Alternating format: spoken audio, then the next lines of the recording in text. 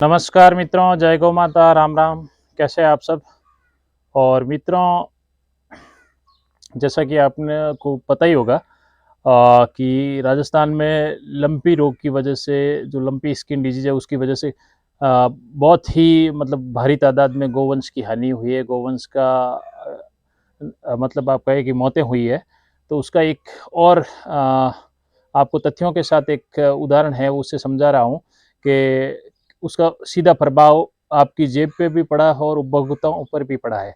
तो राजस्थान में आपको पता ही होगा, जैसे गुजरात में अमूल ब्रांड है, कोऑपरेटिव मिल्क ब्रांड है, वैसे राजस्थान में सर्स ब्रांड है। तो अगर पिछले वर्ष में सर्स के घी के भावों की बात करूं, इसी समय यानी कि सितंबर के महीने की बात है, पिछले समय लास्ट ईयर थे लगभग 415 से 425-30 रुपए लीटर के भाव से था। और अभी कुछ दिनों पहले भावों में वृद्धि हुई और धीरे धीरे काफ़ी दिनों से वृद्धि हो रही है भावों में। और अभी जो वर्तमान में है, जो सर्स के पर लीटर जो घी के भाव है, वो फर्स्ट टाइम मतलब आपको इतिहास में कहूँ तो पहली बार जो 500 से क्रॉस कर गया है। तो इससे आप समझिए कि दूध का कलेक्शन कितना घटा है और दूध की आवक घटी है। अभी लगभग 518 या 520 रुपए के लगभग हुआ है। हालांकि अभी दूध का भाव शहरों में नहीं बढ़ा है, क्योंकि दूध का भाव अगर 2-3 रुपए लीटर भी बढ़ता है तो होता ही है कि पॉलिटिकल पार्टीज विपक्षी है वो चिल्लाने लग जाते हैं, कई चीज़ें मतलब उसमें राजनीति घुस जाती है। तो उस वजह से सरस ने दूध का भाव अभी नहीं बढ़ाया, लेकिन दूसरे मिल्क प्रोडक्ट घी के और अदर मिल्क प्रोडक्ट उनके भाव काफ़ी बढ़ चुके हैं। अब एक साल में 100 रुपए से ज़्यादा भाव का बढ़ना काफ़ी बड़ा, मतलब ऐसा कभी हिस्ट्री में, इतिहास में कभी हुआ नहीं। और उसका एक उदाहरण मैं आपको बताता हूँ। दूसरी बात यह है कि शहरों में जो सर्स का दूध सप्लाई होता है वो पाउच में होता है मोस्टली। जैसे सरस है, अमूल है, तो इनका दूध जैसे दिल्ली मिल्क स्कीम है ना, जो दिल्ली के अंदर भी है, वो भी आप खरीदते हैं, दिल्ली वाले लोग भी। तो दिल्ली सरकार इनसे खरीदती है अंडर दिल्ली मिल्क स्कीम के। तो क्योंकि दिल्ली का अपना कोई मिल्क का प्रोडक्शन नहीं है, दूसरे राज्यों से खरीदती है, तो राजस्थान और गुजरात से काफ़ी मिल्क के टैंकर है, सरस के थ्रू, अमूल के थ्रू जाते हैं।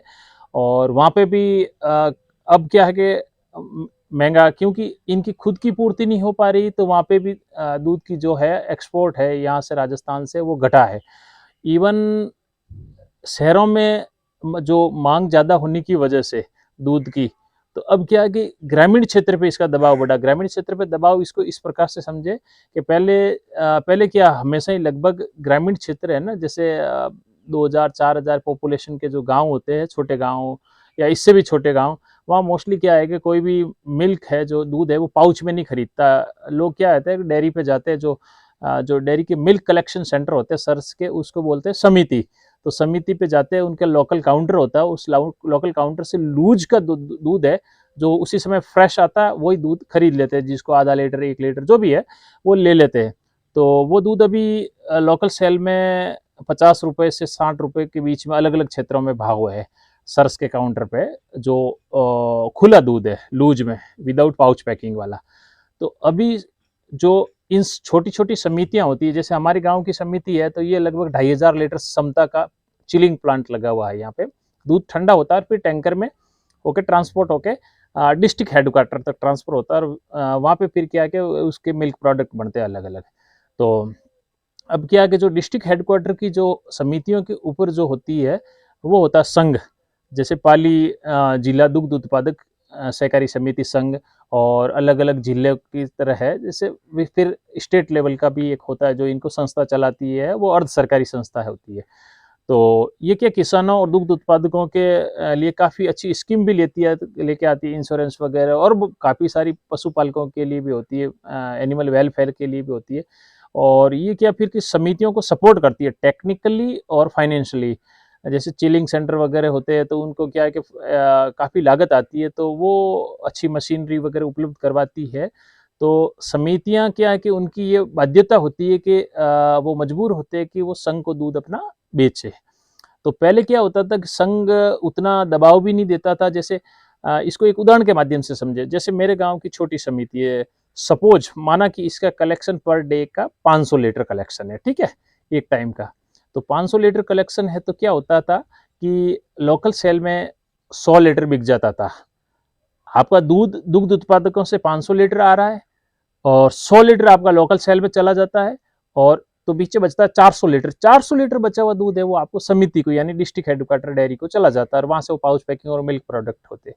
तो अब क्या है कि इनका काफ़ी प्रेशर है समितियों पे कि आप लोकल सेल बिल्कुल नहीं करोगे और सर्कुलर भी है कि अगर लोकल सेल जैसे आपने कर दी सपोज क्योंकि दूध देना पड़ता है क्योंकि लोकल जैसे आप गांव में रहते हैं तो मना भी नहीं कर सकते और लोगों को देना भी पड़ता है फिर आपके रिलेशन मेंटेन भी होते हैं और फिर कई प्रकार की दिक्कत होती है ना व्यावहारिक रूप से। तो अब क्या कि जैसे ही आपका जैसे 500 लीटर का कलेक्शन हुआ उसमें से 100 लीटर आपने बेच दिया तो अभी 5 रुपये प्रति लीटर के हिसाब से समिति आपका पैसा काट रही है। सॉरी, जो संघ है आपका पैसा समितियों का छोटी समितियों का जैसे उनका एवरेज भाव अगर 45 रुपये लीटर जा रहा है और 45 या 40 रुपये लीटर जा रहा है तो उसमें 5 रुपये प्रति लीटर यानी 100 लीटर आपने बेचा तो सीधे ही 500 रुपये पर डे की वहाँ कटिंग होगी आपकी मतलब तो ये इतना दबाव आप समझिए कि क्योंकि शहरों में उनको दूध जो मिल्क प्रोडक्ट है या दूध सप्लाई करने के लिए उनको दूध नहीं मिल रहा सरस को भी तो इतना फर्क पड़ गया। आप देखिए लंपी की वजह से गायों का दूध डाउन हुआ है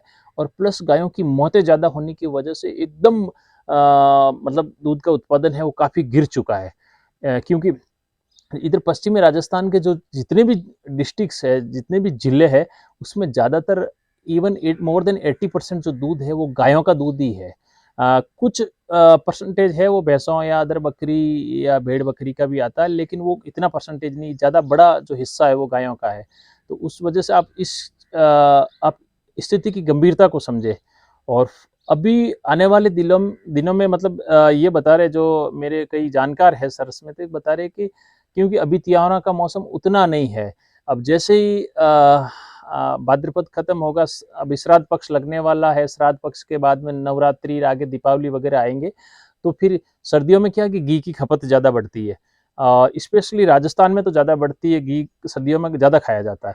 तो इसका असर ये पड़ेगा कि हो सकता है सरस के घी के भाव और ज़्यादा बढ़ जाए और अभी मुझे दिल्ली का और अमूल का गुजरात का पता नहीं है लेकिन अवश्य ही वहाँ भी भाव बड़े होंगे या बढ़ाए जाएंगे क्योंकि गुजरात में भी गोधन की काफ़ी हानि हुई है और सबसे ज़्यादा राजस्थान में हुई है। तो इस स्थिति की आप गंभीरता को समझे कि कितनी गोधन की हानि हुई है और इसका सीधा असर उपभोक्ताओं पर पड़ रहा है। सीधा जो मिल्क कोऑपरेटिव संस्था है उनको अभी मतलब आप देख लिए कितने दबाव में है।